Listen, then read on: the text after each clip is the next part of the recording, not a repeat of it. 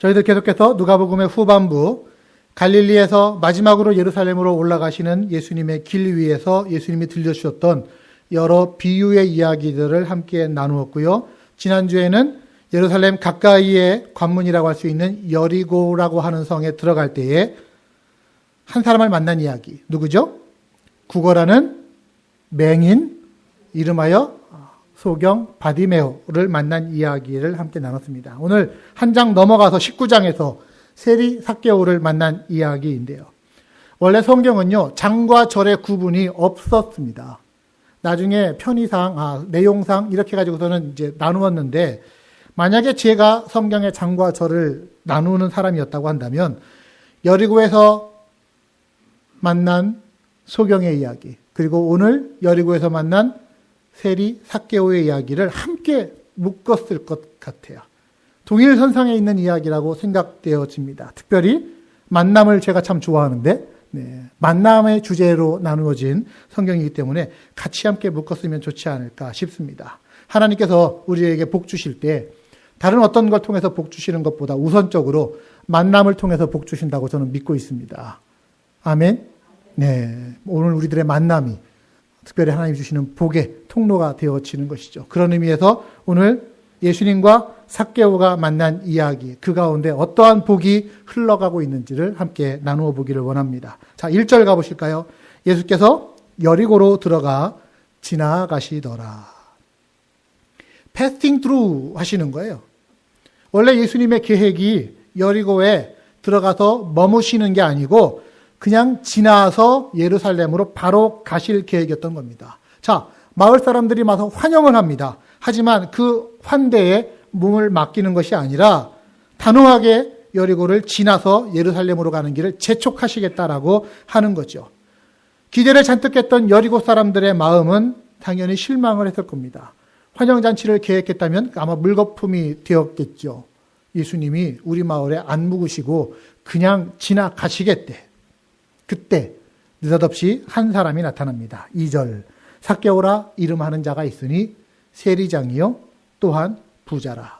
자, 세 가지 이 사람에 대한 정보가 나오네요. 뭐죠? 첫 번째는 이름이네요. 삭개오. 그리고 두 번째는 그의 직업, 세리장입니다. 단순히 세리도 아니고 세리장, Chief Tax Collector가 되는 겁니다. 그리고 그의 재산 정도가 나오는데 부자더라. 네. 여리고의 세리장입니다. 어떤 직책이냐면 당시 이스라엘에는 3개의 세리 공관이 있었습니다. 그 중에 하나를 지금 책임지고 있는 사람이 이 사람이에요. 로마 정부로부터 세금을 걷어들일 수 있는 권리를 갖고 있었습니다. 당시의 세리들의 업무는 로마 제국 당국이 각각의 지부에다가 올해 너희들이 걷어서 내야 할 세금은 얼마야 라고 할당량을 딱 제공을 해주면 세관은 백성들에게 돈을 걷어서 정부에 날 세금을 내고 남은 것을 세관 운영비 그리고 세리들의 봉급 이런 것들로서 감당을 합니다. 정부가 정한 과세액이 얼마냐는 누가만 알아요. 오직 세리들만 알아요.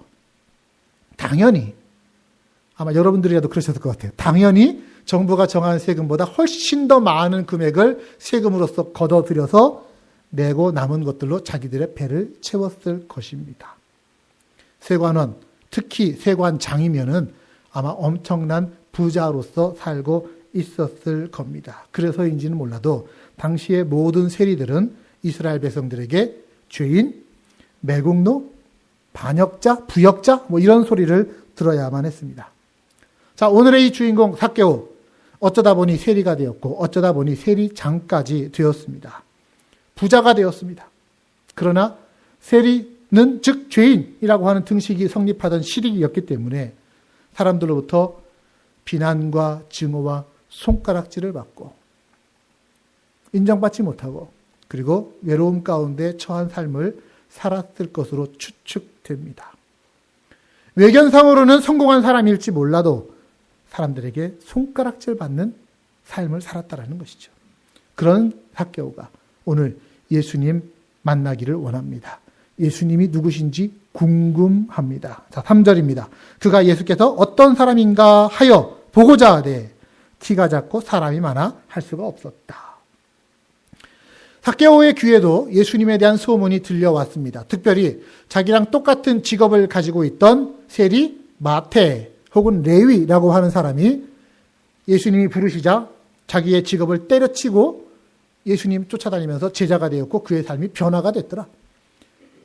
세리였던 마태가 자기의 세리 동료들을 다 불러 모아놓고 그리고 예수님을 모셔서 잔치도 했다더라 라고 하는 이야기를 삭개오는 들었을 것입니다.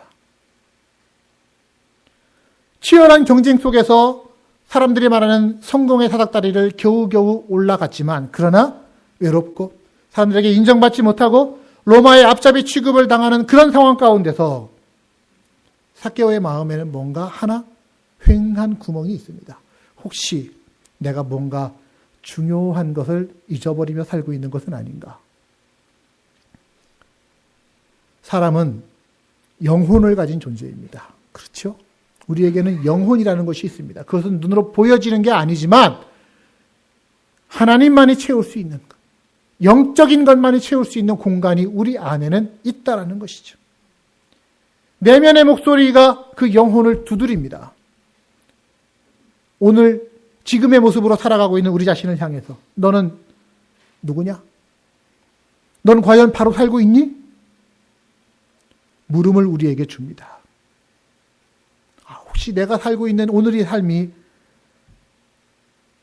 잘못 걸어가고 있는 건 아닐까? 이 모습이 전부가 아니다라는 것들을 알아차리기 시작할 때에 삭개오의 귀에 들려왔던 몇몇 이야기. 인생을 변화시킨다라고 하는 그 예수님이라고 하는 분. 그분이 혹시 나의 삶에도 새로운 삶을 줄 수 있지 않을까? 지난주에도 그랬죠?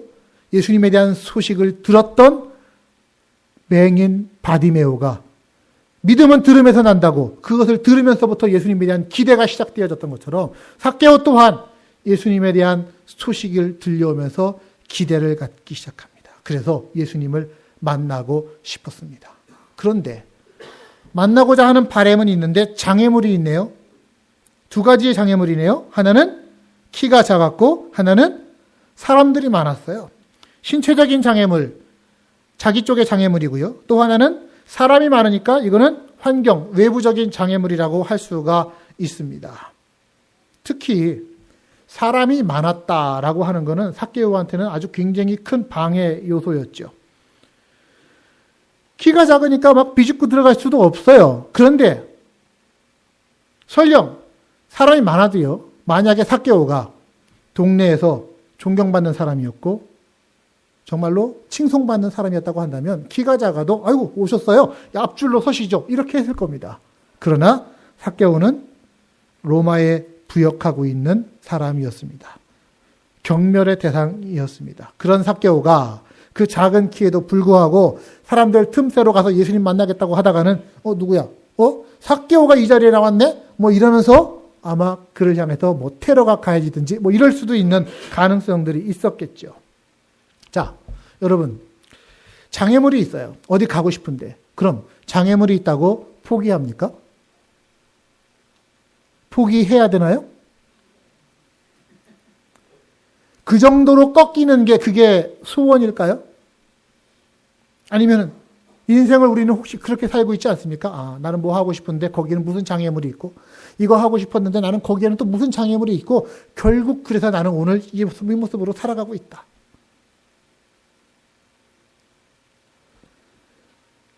내 앞에 소망이 있을 때 그것을 가로막는 장애물이 있다고 해서 거기에 꺾여버리면 이건 소망이 아닙니다. 오히려 그것들을 뛰어넘고서라도 만나야죠. 얻어야죠. 하나님이 우리에게 주시는 욕구들이 있습니다. 그것은 세상적인 욕구가 아니라 거룩한 욕구들입니다. 그 욕구에 대해서 시간이 없어, 바빠, 다른 어떤 장애물들이 있어 라고 하는 것으로 우리 자신을 그냥 주저앉혀 둘 수는 없는 것입니다. 자, 삭개오가 자기 자신 안에 있던 강렬한 소원을 이루고자 한 가지 행동을 하는데 그게 뭡니까? 4절 보세요. 앞으로 달려가서 보기 위하여 돌 무화과 나무에 올라가니 이는 예수께서 그리로 지나가시게 됨이러라. 앞으로 달려갔다라는 말은요. 지금 예수님이 가시고 있는 현장보다 앞길로 먼저 가서 한 나무 위에 올라가는 거예요. 그 나무가 무슨 나무요? 뽕나무라고 우리는 배웠습니다. 그래서 그렇게 노래도 맡고 불렀는데 사실은 뽕나무가 아니라 돌무화과 나무라고 그래요. 옛날 성경에는 뽕나무라고 되어 있고요. 개역 성경에는 돌무화과 나무. 한번 사진을 보여주실까요? 돌무화과 나무가 저렇게 생겼답니다. 뭐 굉장히 큰 거고 아마 성지순례 가신 분이 찍어온 사진인 거 보니까 저게 어쩌면 삭개오가 올라갔던 돌무화과 나무인지는 모르겠습니다만 나무의 특징이 가지가 낮고요. 잎이 커요. 무성합니다. 그러면 쉽게 올라갈 수 있고 또한 거기에 자기 자신을 숨기기가 쉬웠습니다. 그래서 삭개오가 이 나무를 택한 거예요. 더군다나 이 나무는 여러 문헌들을 보니까 동네 안에다가 심는 게 아니라 동네 밖에다가 심는 나무였습니다. 동네에서 죽어도 한 300m 정도 떨어져서 심는 나무. 왜? 미관을 해친다. 별로 이쁘진 않다라는 거죠. 그래서 동네 밖에다가 심는 나무. 삭개오는 생각합니다. 동네로부터 그 정도 떨어졌으면 예수님의 행렬을 따라가던 많은 사람들도 집으로 많이 돌아갔을 것이고 아무도 내가 여기 숨은 거를 알지 못하겠지라고 하는 마음으로 나무 위에 올라갑니다. 마음의 소원이면 그래도 이 정도 대가는 치러야 되는 거 아닙니까? 그렇죠? 이 정도는 해야죠. 적어도 이 정도는. 삭개오는 자기 딴에 할 수 있는 일을 찾아서 나무 위에 올라간 거예요. 자, 말씀드렸듯이 예수님은 원래 계획이 여리고에서 묵지 않고 가던 길을 마저 예루살렘 쪽으로 가는 거였습니다. 그래서 마을을 통과하셨어요. 동네 밖으로 나가시는 길입니다. 마을 사람들 입장에서 보십시오. 그렇게 열렬히 예수님을 환영했는데, 기다렸는데, 어쩌면 환영 파티까지 준비했는데 예수님은 슥 하고 그냥 지나가신다면 예수님께 좀 서운하고 불만스러운 심정도 있었을 겁니다. 그런 상황 가운데서 오늘 이 나무 위에 올라간 삭개오가 사람들의 눈에 그냥 띄어버렸어요. 들켜버린 겁니다. 5절 보세요. 예수께서 그곳에 이르사 쳐다보시고 이르시되 삭개오야 속히 내려와라. 내가 오늘 너희 집에 유하여야 하겠다. 예수님이 이 사내의 이름을 어떻게 아셨을까요? 뭐 물론 예수님이니까 아실 수 있었겠죠. 그렇지만 그래도 가장 자연스러운 상상은 나무 위에 올라간 삭개오가 사람들의 눈에 띈 겁니다. 삭개오도 나왔네? 아니, 삭개오가 이런 자리에 왜 나와? 아니, 그 민족의 반역자가 하면서 사람들이 수군대기 시작하고 삭개오를 향해 시선이 쏠립니다. 배신자, 매국노. 사람들이 수군거리는 소리를 듣으며 예수님도 그의 이름을 알게 됩니다. 여러분, 삭개오가 세관장의 자리에 앉아있을 때는 갑이었어요. 그래서 사람들에게 당신 좀 세금 깎아줄게 하면은 굽신거릴 수밖에 없는 거 아닙니까? 하지만 지금의 나무 위에 올라가 있는 삭개오는 갑이 아닙니다. 경멸의 대상입니다. 그래서 사람들은 그동안 하고 싶었던 욕설을 군중심리 삼아서 한참 퍼부을 수 있었겠죠. 자신의 존재도 들켜버렸죠. 오도 가도 못하는 신세 가운데서 나무 위에 꼼짝 못하고 있는데 예수님이 그를 쳐다보셨습니다. 옛날 성경에는 예수님이 그를 우러러보셨다고 되어 있어요. 우러러보셨다. 그래서 성경에 예수님이 우러러본 유일한 인물이 바로 삭개오라고 하는 인물인데 그를 우러러보시고서 예수님이 부르십니다. 삭개오야. 뭐라고 불렀어요? 삭개오야. 키 작은 친구 내려와봐. 이렇게 부르지 않았습니다. 당신 세관장이라며 내려와봐 하지 않았습니다. 민족의 반역자 도둑놈 내려와봐 하지 않았습니다. 뭐라고 불렀어요? 삭개오야. 삭개오야. 삭개오라고 하는 이름의 뜻은 순결한 사람이라는 뜻이랍니다. 순결한 사람. 수많은 사람들 가운데 딱 한 사람을 찾아오는 것처럼 그의 외모, 그의 지위, 현재 상태를 부르지 않고 삭개오야, 순결한 사람아, 그 이름의 의미를 되살리듯이 그 이름을 나지막히 부릅니다. 삭개오야. 여러분, 이게 주님이십니다. 사람의 이름은 부르라고 있는 거죠. 그렇죠? 네. 근데 이름을 부르지 않고 대부분 우리는 어떤 경우에는 그의 행동, 그의 상태를 바라보면서 도둑놈? 거짓말쟁이? 뭐 이렇게 비판하면서 정죄하면서 표현하는 경우들도 있습니다. 이름을 부른다라는 것은 적어도 그는 나의 친구다, 나의 동료다라는 것을 인정하는 것입니다. 아무개. 삭개오는 자기 자신의 이름을 있는 그대로 이름만으로 불러주는 사람을 만납니다. 자기를 나쁜 세관장이 아니라, 돈 많은 세관장이 아니라, 민족의 반역자가 아니라 친구로 맞아주는 사람을 만나게 되는 거예요. 삭개오야. 이름 불러주는 게 이렇게 의미가 있는 거예요. 여러분 한번 옆에 분의 이름을 한번 불러보실까요? 옆에 계신 이름을 한번 불러보세요.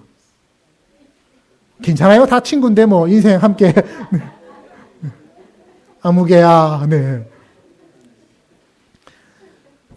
한국의 유명한 시인 가운데 김춘수라고 하는 시인이 있죠. 그분의 쓰신 꽃이라고 하는 시가 있습니다.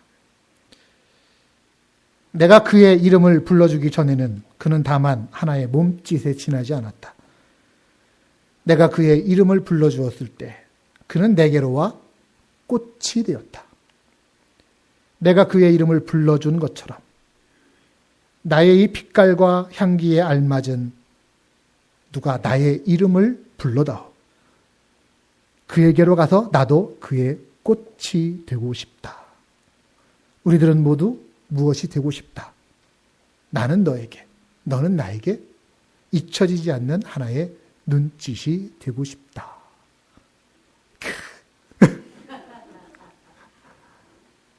이름을 불러줬을 때 상대방이 다가오는 의미가 있다는 것이죠. 여러분, 예수님이 지금 한 사람의 이름을 부르십니다. 물론 예수님은 온 인류를 위해서 이 땅에 오신 분이지만 지금은 1대1의 만남이에요. 그리고 그 사람의 이름을 부르십니다. 저는 예수님께서 우리들을 만날 때도 1대1로 만나기를 원하신다고 생각해요. 이 예배의 자리에 앉아 계신 여러분들 많이 있지만 그러나 한 분씩을 찾아오시면서 1대1로 만나고 여러분 한 분 한 분의 이름을 부르시고 있다고 저는 믿고 있습니다. 아무개야. 도와라. 내가 너를 안다. 내가 네가 어떻게 살아왔는지 알고 지금 얼마나 힘든지 알고 너의 인생의 꿈을 알고 있고 너 이름에 담긴 소망을 내가 알고 있다. 아무개야. 하고 부르시는 거죠. 여러분 들리세요? 느껴지세요? 주께서 지금 나의 이름을 부르시고 계신지. 자, 주님이 나를 부르신다라는 생각을 갖고 한번 내가 내 이름을 한번 불러봅시다. 그렇게 어떻게 부르실까요? 도와나, 도와나. 삭개오야, 내려와라. 그리고 아주 뜻밖의 말씀을 하세요. 내가 오늘 너의 집에 유하여야 하겠다. 유한다라는 게 뭡니까? 그 집에서 먹고 잔다라는 거예요. 그 얘기를 마을 사람들이 듣습니다. 자, 마을 사람들의 입장에서 한번 보시죠. 나무 위에 올라가 있는 삭개오. 그 인간이 어떤 인간인지 예수님도 대충 들어서 알고 있습니다. 그럼 적어도 선지자라면, 민족을 대표하는 선지자라면 그런 인간을 향해서 어떻게 얘기해야 됩니까? 너 회개해야 될 사람 내려와.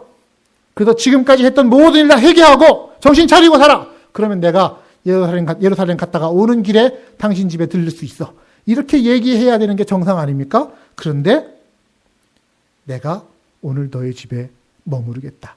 원래 계획을 바꿔가지고 묵으시겠는데 하필이면 삭개오의 집으로 가시겠다라는 거예요.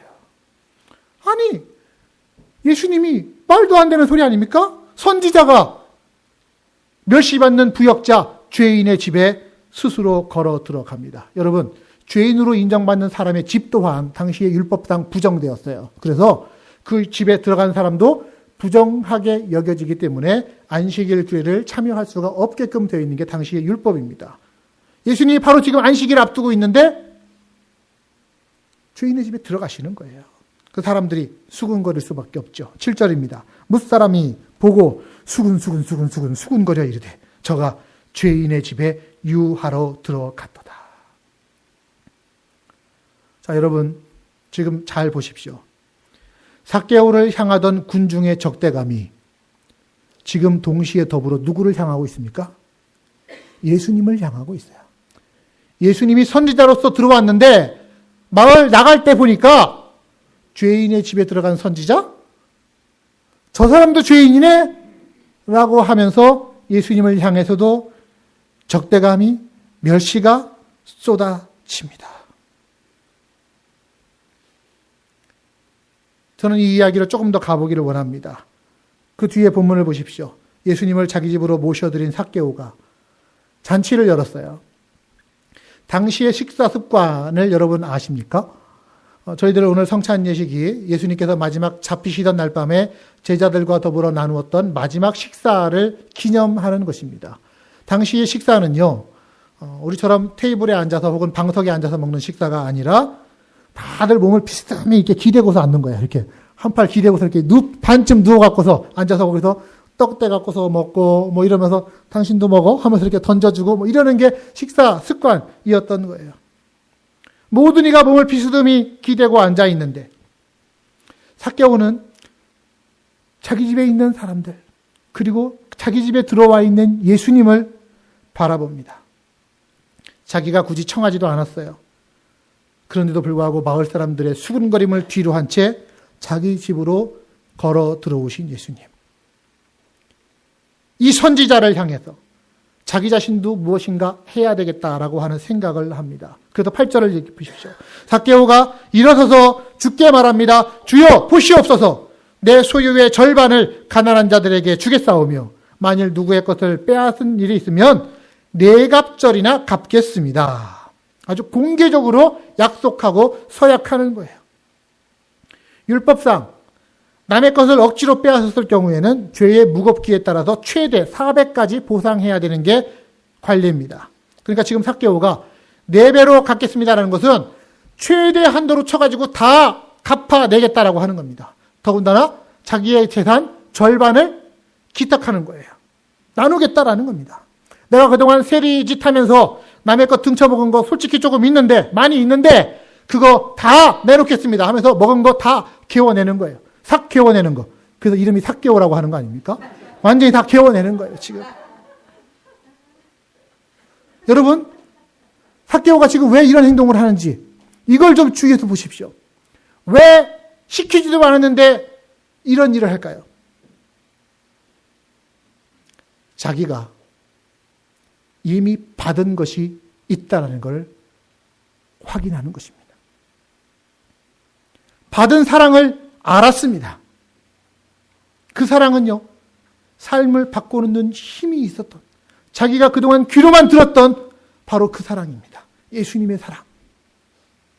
죄인된 자기가 사람들에게 손가락질 당하고 있는 것을 함께 손가락질 하시는 것이 아니라 도리어 자기와 똑같이 자기에게 오셔서 죄인의 멍에를 함께 뒤집어 쓰시는 그 선지자 예수님, 그분을 자기의 구세주로, 메시아로 받아들이기 시작하는 것입니다. 온 마을 사람들의 적개심을, 삭개오를 향했던 그 적개심을 예수님이 그 옆에 서가지고 함께 돌을 맞는 거예요. 함께 욕을 먹고 있는 거예요. 예수님은 그러기 위해 이 땅에 오신 분 아닙니까? 내가 당하고 있는 죄인이라는 손가락질 같이 당하시기 위해서. 내가 죄인이기 때문에 받아야만 하는 죽음의 형벌을 받으시기 위해서 이 땅에 오신 분 아닙니까? 이사야 53장은 말합니다. 그가 찔림은, 예수님 말씀이시죠? 그가 찔림은 우리의 허물 때문이고 그가 상함은 우리의 죄악 때문이라. 그가 징계를 받음으로 우리는 평화를 누리고 그가 채찍에 맞음으로 우리는 나음을 입었도다. 예수님이 찔리신 게 다름 아니라 나 때문이라는 거예요. 예수님이 상하신 것이 나의 죄악 때문이라는 것입니다. 삭개오는 자기하고 똑같은 처지가 되어서 자기의 당할 짐을 함께 지시는, 아니 대신 지시는 그 예수님에게서 그 사랑을 느낀 겁니다. 받은 사랑이 느껴지니까 자기도 뭔가 베풀고 싶고 나누고 싶은 거예요. 그의 사랑에 대한 반응으로서 이 사랑의 행위를 지금 하고 있어요. 이 장면이 왜 귀한가 저는 마음속에서 생각을 해봅니다. 우리가 그동안에 쭉 읽어왔던 누가복음의 이 비유들을 보니까 사랑을 받은 자들이요, 그 이후에 어떻게 살았는지가 별로 기록이 안 돼 있어요. 아버지 집을 떠났던 탕자, 아버지가 잔치를 베풀어 주셨습니다. 받아주신 거예요. 그 다음날 무슨 일을 했는지 성경에 안 나오더라고요. 탕자의 형이 아버지가 그렇게 잔치 자리에 같이 들어가자고 했는데 들어갔는지 안 들어갔는지 기록이 없더라고요. 예루살렘에서 여리고로 내려가다가 강도를 만났던 사람, 선한 사마리아 사람에게 도움을 받았던 그 사람이 자기가 은혜를 입은 만큼 얼마나 바뀌었는지 안 나오더라고요. 그런데 오늘 삭개오의 이야기에서는 받은 사랑을 알고 그 사랑에 감격해서 삶이 변화되는 이야기가 나오고 있다는 것이죠. 얼마나 고마운 일입니까? 얼마나 감사한 일입니까? 어느 누가 강요하거나 눈치 줘가지고 야, 그만큼 사랑 받았으면 개원해야 될 거 아니야? 옆구리 찔려서 나오는 것이 아니라 자발적으로 우러나와서 내가 받은 사랑이 너무나 감격해서 감사해서 내 삶의 현장에서 내 가지고 있던 걸로 나누겠다, 섬기겠다. 이것이 사랑받은 자, 은혜받은 자가 행하는 마땅한 모습 아니겠는가? 저는 이렇게 생각합니다. 여러분, 사랑받은 자는 사랑 나누는 거 아닙니까? 아니, 정확하게 말하면 사랑받은 자만이 사랑을 나눌 수 있는 것입니다. 예수님을 인격적으로 만난 사람은 자기의 삶과 사랑을 나누는 것이 자연스럽지만 인격적으로 만나지 못한 분들은 나누는 게 어렵고 부담이고 짐이고 그리고 도망가고 싶어지는 겁니다. 받은 은혜가 있으면, 받은 은혜를 알아차리면 그 다음부터는 감사할 수 있고 나눌 수 있는 것이죠.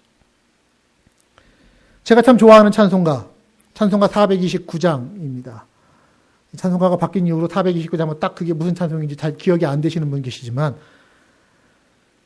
세상 모든 풍파노를 흔들어, 이렇게 부르는 찬양이에요.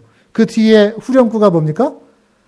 받은 복을 세어 보아라, 받은 복을 내가 알리라, 받은 복을 세어 보아라, 주의 크신 복을 내가 알리라. Count your blessing. 너 받은 복이 얼마나 많은지 한번 세봐. 너무 아름다운 가사예요. 근데 우리는 이 찬송을 좀 즐겨 부르기를 별로 안 좋아해요. 왜? 헌금 내라고 하는 찬송 아니야? 뭐 이렇게 생각하는 것 같습니다. 받은 복을 세어봐라. 내게 내려주신 복을 좀 세어봐라. 주의 복을 알게 될 것이다. 여러분, 하나님 앞에서 행하는 우리의 수고, 헌신, 뭐 해야 되기 때문에 하는 헌신인가요? 그렇지 않습니다. 하나님께 받은 사랑 있기 때문에 그 사랑 받은 자로서 마땅히 행하는 거, 그거 아닙니까? 그렇기에 우리는 그저 하나님 무익한 종이오니 할 바를 했을 뿐입니다 라고 하면서 행하는 거예요. 다음 주 추수감사주일이죠. 이 감사 이야기 자꾸 여러분들에게 감사를 좀 써보십시오라고 하는 것이 무슨 의미겠습니까? 받은 복을 좀 세어보시자는 겁니다. 감사를 알아차려보자는 겁니다. 그럼으로써 내가 얼마나 주께 받은 은혜가 큰지를 알고 그 하나님의 은혜가 지금도 내 삶을 에워싸고 있기 때문에 내가 좋아하는 환경이든 혹은 내가 조금 안타깝고 부담스럽게 느끼는, 힘들게 느껴지는 환경이든 다 주의 복과 은혜 안에 있다라는 것을 알기 위함입니다. 그렇게 받은 은혜를 감사로 나누는 거예요. 감사로 표현하는 거예요. 그게 추수감사하다는 것입니다. 오늘 삭개오의 이 믿음 어린 사랑에 대한 고백과 나눔의 이야기를 예수님이 듣고서 예수님이 너무너무 흡족하셨어요. 9절에 보니까 예수님이 이렇게 말씀하십니다. 예수께서 이르시되 오늘 구원이 이 집에 이르렀으니, 오늘 구원이 이 집에 이르렀으니, 오늘 구원이 이 사람에게 임했도다. 예수님을 자기 집으로 모셔드린 사람 구원을 받습니다. 눈에 보이는 하우스가 아니고요. 홈, 가정, 아니 홀리 홈, 이너 홈, 자기의 마음 안에 예수님을 모셔드리는 사람, 구원을 받습니다. 자기 힘으로 구원받습니까? 아니에요. 자기가 모셔드린 예수님의 힘으로, 그분이 대신 주신 십자가의 힘으로 구원받는 줄 우리는 믿습니다. 결국 예수님이 내가 오늘 너의 집에 유하해야 되겠다라고 하는 이 말씀은 단순히 삭개오의 집에 들어가서 하룻밤 먹고 자고 하다라는 얘기가 아니었어요. 삭개오의 인생, 그의 삶에 눈에 보이지 않는 그 마음의 집에 들어가셔서 예수님이 유하시겠다. 하룻밤만요? 아니요.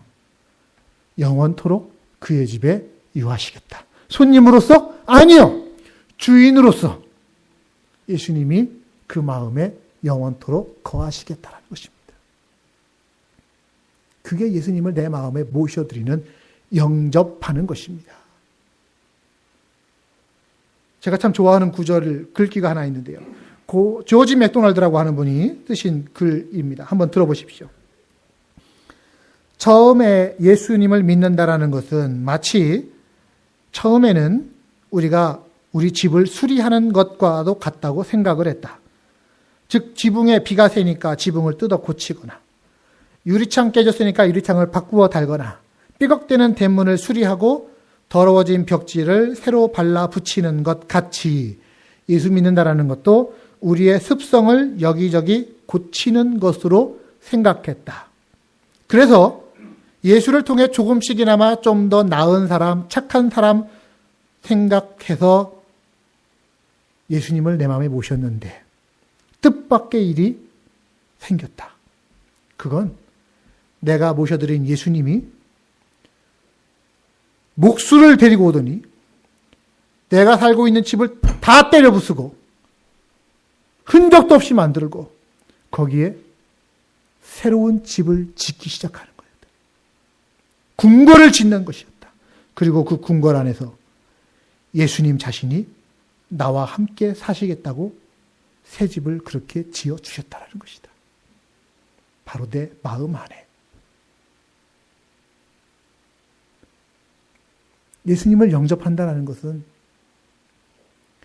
이전보다 조금 더 착한 사람, 선한 사람 되어보겠다라는 것이 아닙니다. 존재가 바뀌는 것입니다. 내가 주인 되고 예수님 하인불이 되어 예수님 복 좀 나눠주세요 하는 것이 아닙니다. 예수님을 내 마음의 주인의 자리에 모시고 그분과 함께 왕노릇하는 것입니다. 그게 영접입니다. 하나님이 인간이 되셔서 우리 사람들 곁에 오셨습니다. 그분을 우리는 예수님이라고 부릅니다. 예수님이 이 땅에 오신 이유가 뭡니까? 오늘 10절 보니까 이렇게 말씀하시죠. 인자가 온 것은 잃어버린 자를 찾아서 구원하려 함이라. 잃어버린 자를 찾아서 구원하시기 위해, 잃어버린 나를 찾아서 구원하시기 위해 내 곁에 내 마음 안에 오신 것입니다. 여러분 오늘 이 이야기는요. 지치고 어렵고 힘든 삶을 살아가는 우리 곁에 예수님이 찾아오시고 늘 지나가고 계시다라는 것을 가르쳐 줍니다. 예수님은 잃어버린 자를 찾아다니고 계시기 때문이죠. 2000여 년 전에는 우리와 똑같은 육체를 입고서 우리들 사이를 지나가셨다지만 지금은 말씀의 옷 입고 예수님은 지나가십니다. 성령의 옷 입고 예수님은 내 마음을 지나가십니다. 바람같이 지나가십니다. 어떻게 해야 될까요? 지나가실 때 만나야 되겠죠. 봐야 되겠죠. 장애물이 있더라도 찾아가야 되겠죠. 그리고 주님 부르실 겁니다. 내가 네 집에 들어가고 싶다. 그러면 내가 내려와서 주님을 내 마음의 집으로 모셔드려야 되지 않겠습니까? 그러면 내가 내 인생 가운데 지고 있던 내 인생의 짐, 내 인생이라고 하는 여행길에 지었던 그 많은 배낭들, 아니 태어나면서부터 내가 지을 수밖에 없었던 죄인이라고 하는 죄짐, 예수님이 다 대신 지시고 나를 자유롭게 해 주실 줄로 믿습니다. 우리는 우리의 인생길, 과거의 어느 순간에 그것을 이미 경험한 분이 이 자리에 계시기도 하고요. 아직 그 경험을 기다리면서 간절한 바람으로 주님 만나기를 원하시는 분도 이 자리에 있을 수 있다고 봅니다. 자, 어떤 경우든 상관없습니다. 주님은 이 시간 우리의 이름을 부르십니다. 또 하나, 내가 오늘 네 집에 들어가기를 원한다. 과거의 어느 순간 네가 나를 너의 집에 모셔드렸다 하더라도 지금 내가 너의 집에서 왕의 자리에 앉아 있느냐? 혹시 쫓겨나 살고 있진 않느냐? 내가 너의 집에 다시 들어가기를 원한다. 내가 너를 사랑한다는 걸 네가 알기를 원한다. 내가 너를 사랑하는 것, 그것만으로 너에게는 모든 것이 충분하다는 걸 네가 알기를 원한다. 그러면서 오늘 예수님이 여러분에게 물으십니다. 내가 오늘 네 집에 들어가도 좋겠느냐? 여러분 어떻게 반응하시겠습니까? 요한계시록 3장 20절입니다. 볼지어다 내가 문 밖에 서서 두드리느니 누구든지 내 음성을 듣고 문을 열면 내가 그에게로 들어가 그와 더불어 먹고 그는 나로 더불어 먹으리라. 누구든지 내 음성을 듣고 문을 열면 내가 그에게로 들어가 그와 더불어 자고 그는 나로 더불어 자리라. 그는 나로 더불어 살리라. 주님의 말씀입니다. 받아들이십시오. 이게 영접하는 것입니다. 요한복음 1장 20절은 말합니다. 영접하는 자, 곧 그 이름을 믿는 자들에게는 하나님의 자녀가 되는 권세를 주신다고요. 오늘 우리의 인생길에 또 이 믿음의 길에 이 예배의 시간에 나를 부르시는, 나의 이름을 정확하게 부르시는 우리 주님의 소리를 듣고 응답하여서 다시 영접하여서 그 예수님 만나고 하나님 자녀가 되고 하나님 주신 복과 은혜들 마음껏 누리는 여러분들 되시기를 우리 주님의 이름으로 축복합니다. 기도하겠습니다.